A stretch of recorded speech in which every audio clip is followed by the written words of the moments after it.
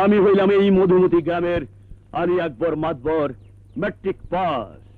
আমি এই গ্রামে যা হুকুম করি তাই হয়।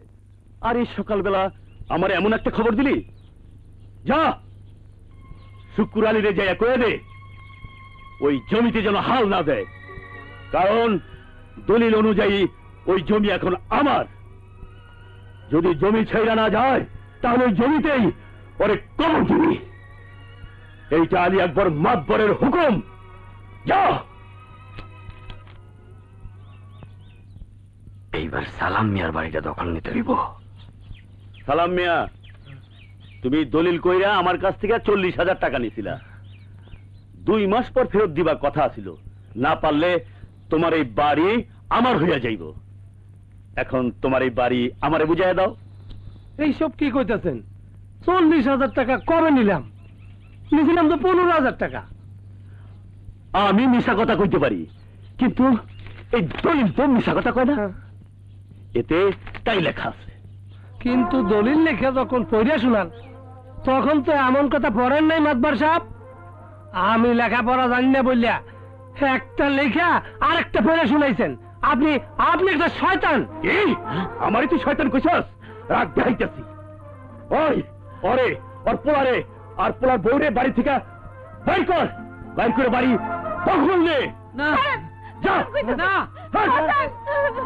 আমার বউরে ছেড়ে দে। তোর পতন দেখার আগ পর্যন্ত আল্লাহ যেন আমারে বাঁচায় রাখে, বাঁচায় রাখে। আমি হইলাম আলী আকবর মাতবর, ম্যাট্রিক পাস।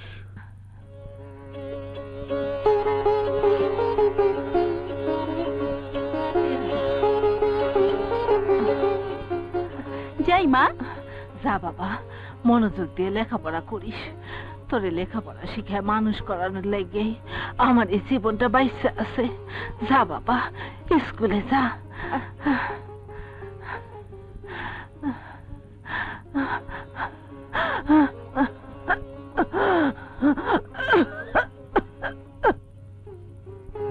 আয় মা, স্কুলে গিয়া কারোর সাথে দুষ্টামি করিস না। বাবা, আমি স্কুলে যাইতাছি। যা মা যা, মনোযোগ দিয়ে লেখাপড়া করিস। আমি হইলাম এই মধুমতি গ্রামের আলী আকবর মাতবর, ম্যাট্রিক পাস।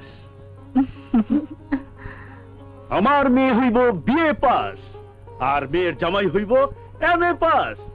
আর এই বাড়ির মানুষগুলো হইব 10 গ্রামের সবচাইতে শিক্ষিত।